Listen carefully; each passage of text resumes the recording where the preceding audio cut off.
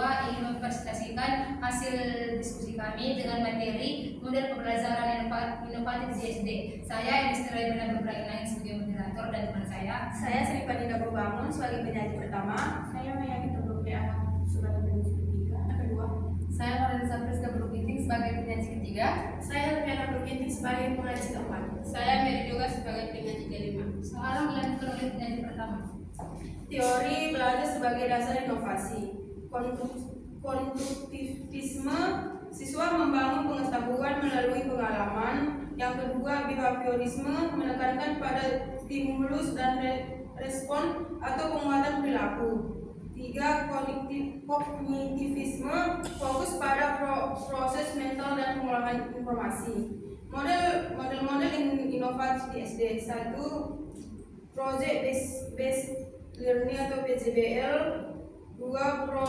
Problem based learning atau PBL. 3. Discovery learning. 4. Inquiry learning. 5. Bit mapping atau concatenate mapping. 6. Blended learning.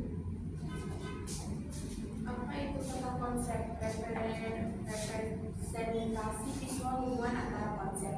Manfaat ISD meningkatkan pengalaman dan ingatan, membantu siswa mengorganisasi informasi, menumbuhkan kemampuan berpikir sistematis. Langkah-langkah manfaat. Ini topik utama, identifikasi konsep-konsep terkait, hubungkan konsep dengan garis dan kata penghubung, presentasikan peta konsep dalam diskusi kelas. Kurikulum merdeka dan pembelajaran inovatif, mendorong pembelajaran yang kontekstual dan diferensiasi, membuat profil belajar Pancasila sebagai arah pengembangan siswa, membuka ruang bagi model pembelajaran seperti PJBL dan PBL. Implementasi PBL di SD dilakukan dengan menghadirkan masalah nyata yang dekat dengan kehidupan siswa. Siswa diajak berpikir kritis, mencari informasi, dan menemukan solusi melalui diskusi serta kerjasama kelompok. Hasil belajar bisa berupa laporan, poster, cerita, atau tindakan nyata. Dengan PBL, pembelajaran menjadi lebih bermakna, melatih komunikasi, kreativitas, tanggung jawab, dan membuat siswa terbiasa menghadapi persoalan sehari-hari. Implementasikan PJBL di SD.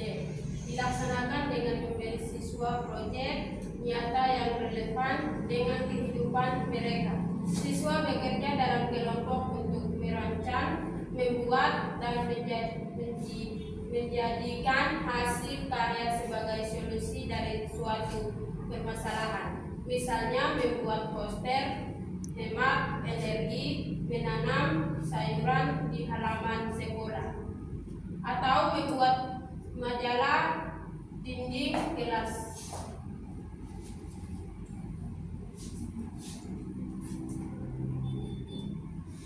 Perbandingan PBL dan PJBL.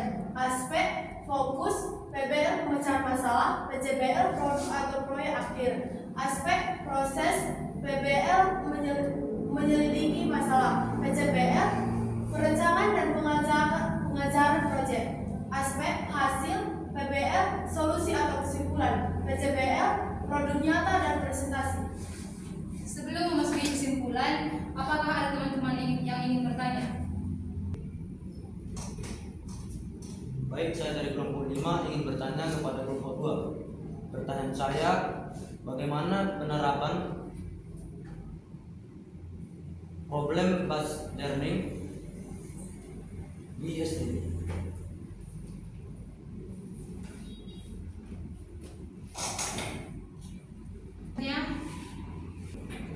Saya dari kelompok 5 ingin bertanya kepada kelompok 2. Apa tantangan dalam menerapkan pembelajaran PBL dan PJBL, dan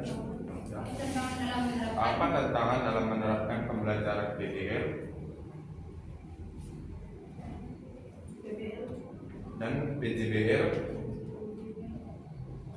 dan berikan solusi dalam menghadapi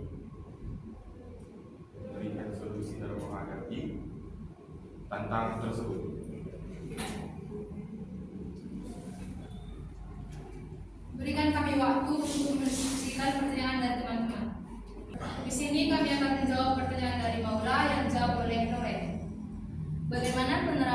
problem based learning di SD?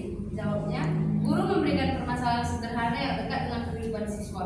Lalu siswa diajak berpikir mencari solusi melalui diskusi, eksperimen, dan refleksi. Guru berperan sebagai fasilitator, bukan satu-satunya sumber pengetahuan. Kamu dapat menerima jawaban dari kelompok kami? Saya dari kelompok 5 menerima jawaban dari kelompok 2. Terima kasih. Sekarang kami akan menjawab pertanyaan dari guru yang jauh lebih sering. Pertanyaannya, apa tantangan dalam menerapkan PBL dan PJBL dan berikan solusi dalam menghadapi tantangan tersebut? Yang pertama, tantangan dalam PBL atau Problem Based Learning. Tantangan yang pertama, siswa belum terbiasa berpikir kritis dan mandiri. Yang kedua, guru sulit merancang masalah yang kontekstual dan menantang. 3, manajemen waktu sulit. 4, evaluasi hasil belajar yang kompleks. 5, keterbatasan fasilitas sumber belajar. Solusinya, 1, latih siswa terhadap dalam berpikir kritis. 2, guru dapat menggunakan contoh masalah dari lingkungan sekitar agar lebih kontekstual. 3, rencanakan waktu dengan baik. Yang kedua, tantangan dalam PJBL atau Project Based Learning. Tantangan yang pertama, siswa sulit bekerja sama dalam kelompok. 2, keterbatasan waktu dan sumber daya untuk membuat proyek. 3, guru kesulitan mengontrol semua kelompok secara bersamaan. 4, penilaian proyek sering subjektif. Solusinya, yang pertama, tegaskan peran dan tanggung jawab setiap anggota kelompok. 2, gunakan proyek sederhana dan berbasis lingkungan sekitar. 3, guru berperan sebagai fasilitator aktif. Apakah guru dapat menerima jawaban dari kelompok kami?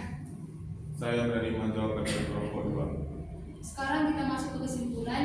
Model pembelajaran inovatif sangat penting untuk 1, menyesuaikan pembelajaran dengan kebutuhan anggota satu. Yang kedua, mengembangkan kemampuan berpikir kritis, kolaboratif, dan kreatif.